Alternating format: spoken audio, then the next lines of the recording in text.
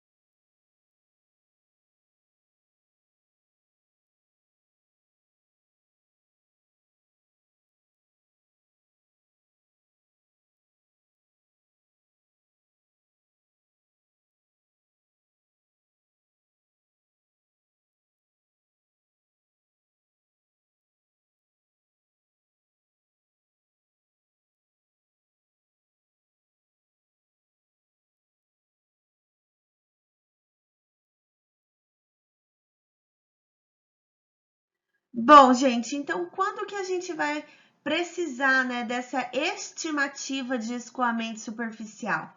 Principalmente quando houver falta de dados observados na bacia hidrográfica ou inconstância nos dados observados que levam a séries não homogêneas, tá? Então, quando eu tiver problemas no registro das séries históricas ou falhas nas séries históricas, ou quando a série histórica que eu tenho disponível não apresenta uma extensão que dê credibilidade a essa série, né? Ou então, ainda posso utilizar essa estimativa para o desenvolvimento de pesquisas científicas, tá? Então, gente, embora o método racional seja um método muito empregado para os estudos hidrológicos, ele apresenta algumas limitações, tá? E as principais limitações é não considerar o tempo inicial, né, para as perdas iniciais, não considerar a distribuição espacial da chuva, não considerar a distribuição temporal da chuva, não considerar o efeito da intensidade da chuva no escoamento, né, no coeficiente de escoamento, tá? O coeficiente C. Todas essas limitações a gente apresentou ali no início, que essas variáveis elas são apresentadas, são aplicadas dentro do método como constantes, tá? Mas a gente sabe que o tempo, a distribuição espacial da chuva, ela não é equivalente para toda a área da bacia hidrográfica, tá? Então, por isso que isso aqui se apresenta como uma limitação do método, e é por isso também que esse método deve ser aplicado para pequenas bacias hidrográficas, tá? Para a gente tentar diminuir o impacto dessa limitação no resultado final, tá? Da estimativa.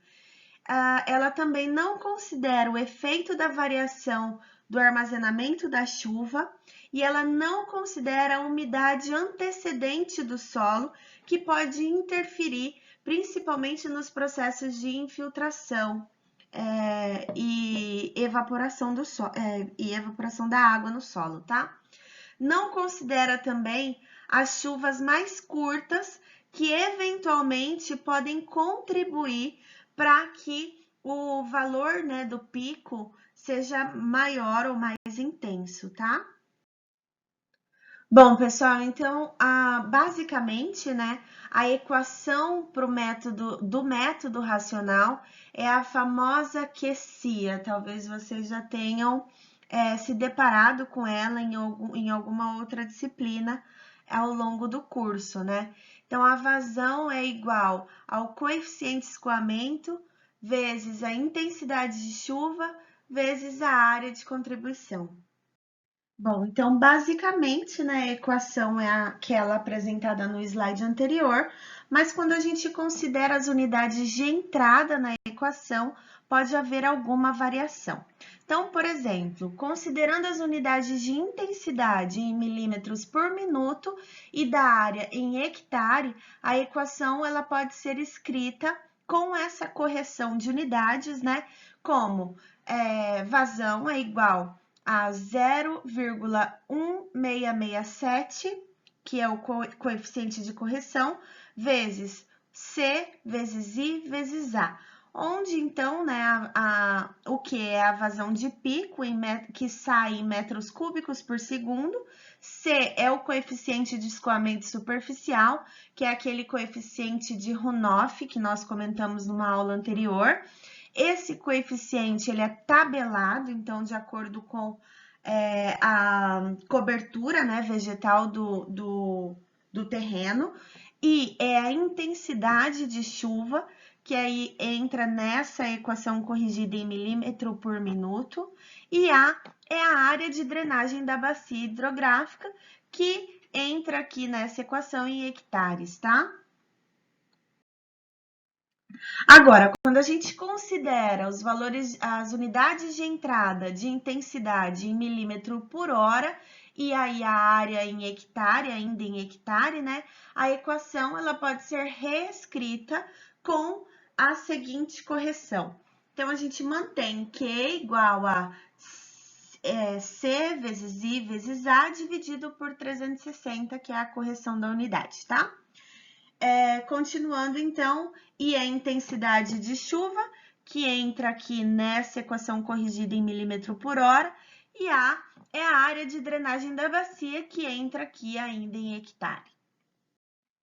Bom, pessoal, agora considerando a aplicação das unidades de entrada de intensidade em milímetro por hora e da área da bacia em quilômetro quadrado, esse 2 está vagando aqui pelo A, mas ele está ali no quilômetro, tá?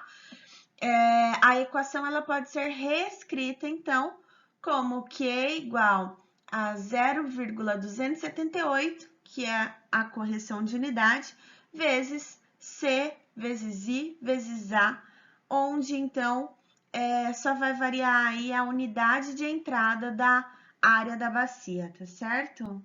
E é claro também, né, a unidade de entrada aí de intensidade de chuva, que nessa equação entra em milímetro por hora.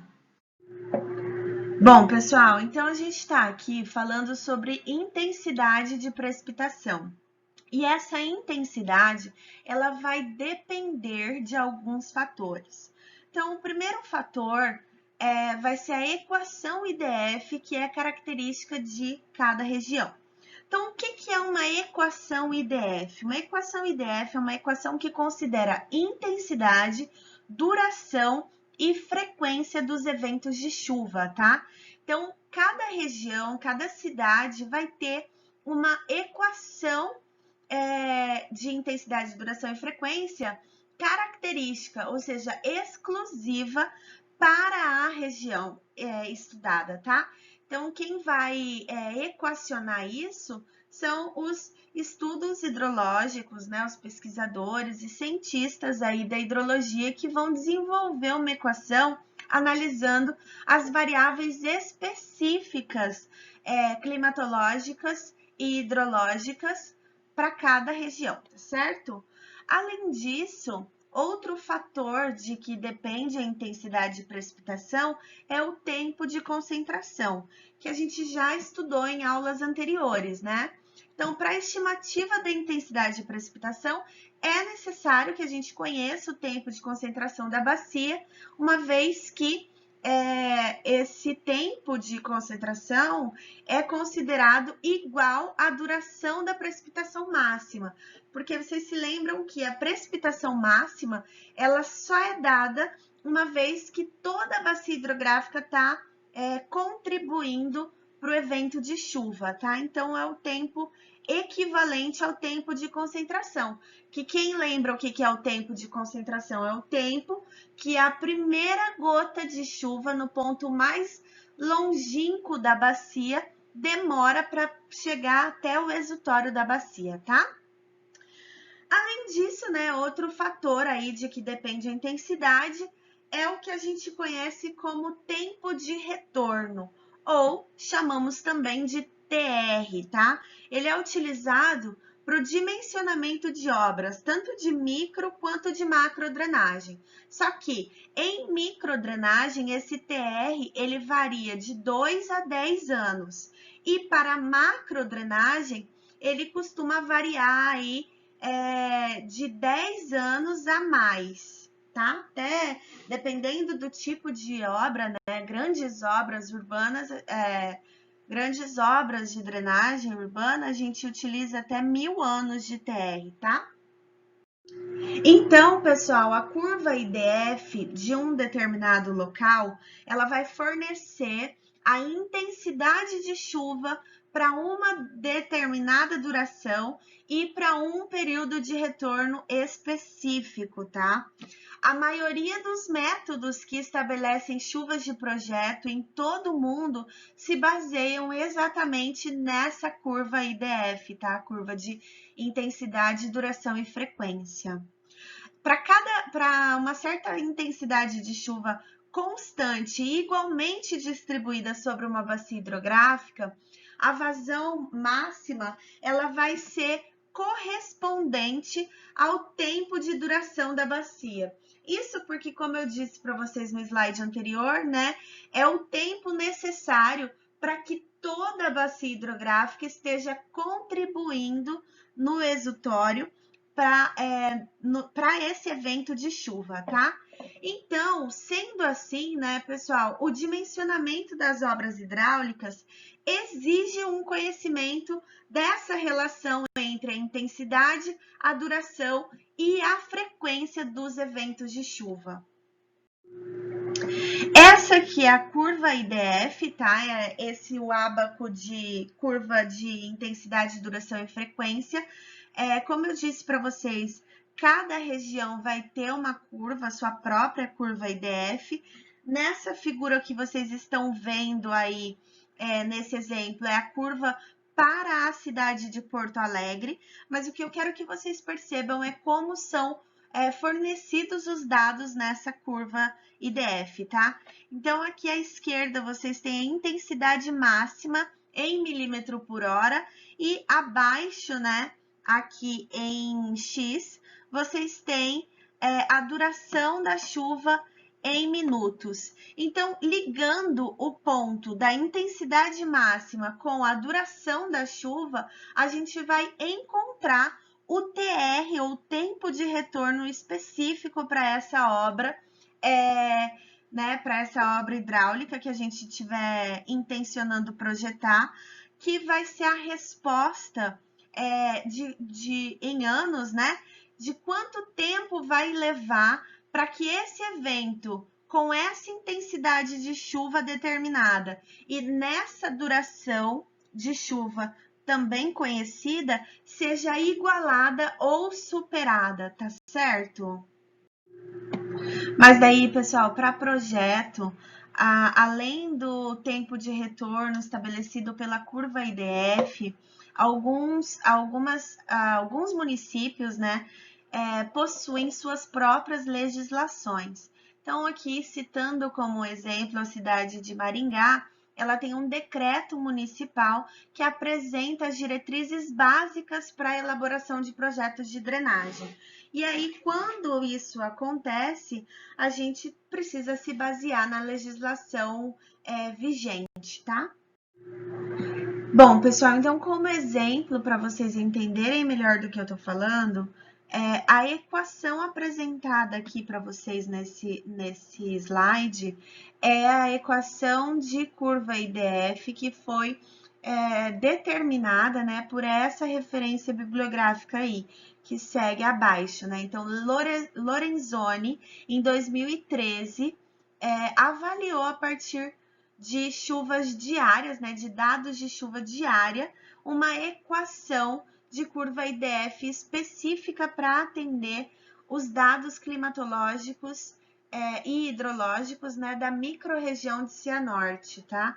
E aí, a partir desse estudo, a partir dessa equação, foi gerado, então, as curvas IDF, as curvas de intensidade, duração e frequência.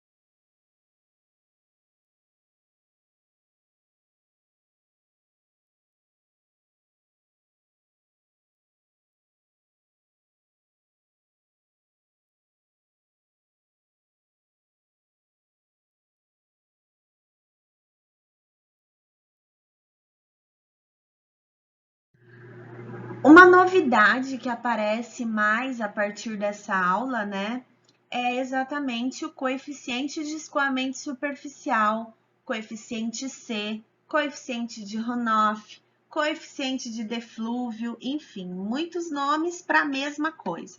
Nós já comentamos, ainda que superficialmente, sobre esse coeficiente em aulas anteriores, e a partir de agora, a gente vai se aprofundar um pouco mais nessa questão, tá? Então, esse coeficiente nada mais é do que a razão entre o volume de água escoado superficialmente e o volume de água precipitado, tá? É um valor tabelado, existem tabelas que já trazem de acordo com o tipo de cobertura vegetal do solo, esse coeficiente já pré-determinado, né? Mas a gente pode chegar nele a partir de dados como o volume de escoamento superficial e o volume de precipitação, tá? Bom, então, como eu já disse, existem valores de C tabelados que são usados quando se conhece a natureza da superfície a ser estudada. Então, o coeficiente de escoamento utilizado no método racional, ele vai depender diretamente das características de solo, cobertura, tipo de ocupação, tempo de retorno e também intensidade de precipitação, tá? Esse quadro, nessa imagem, apresenta os valores do coeficiente de escoamento C em função do tipo de solo, da declividade e da cobertura vegetal. Então, a gente vai, nos nossos exercícios, né, buscar esse coeficiente de acordo com os dados que o problema nos oferece. Então, de acordo com a declividade, de acordo com o tipo de solo, com a cobertura vegetal, enfim. Essa tabela também nos fornece a descrição da área aplicada, estudada, e o coeficiente Runoff a ser aplicado no desenvolvimento dos cálculos, tá? Pessoal, observem como as tabelas da literatura trazem esse coeficiente de Runoff, apresentando valores mínimos e máximos de acordo com o uso de solo ou grau de urbanização, tá? Então, vejam aqui ao lado que ele oferece área com urbanização futura para projeção totalmente urbanizada, parcialmente urbanizada e área com predomínio de plantação, pasto e urbanização recente. E aí os valores de Runoff aí variando entre mínimos e máximos, tá? Bom, como vocês viram na tabela anterior, esses coeficientes eles são dados de acordo com o tipo de solo e cobertura vegetal, né? Agora, o que acontece se eu tiver uma área com mais de uma tipologia topográfica de solo? O que eu faço nesse caso?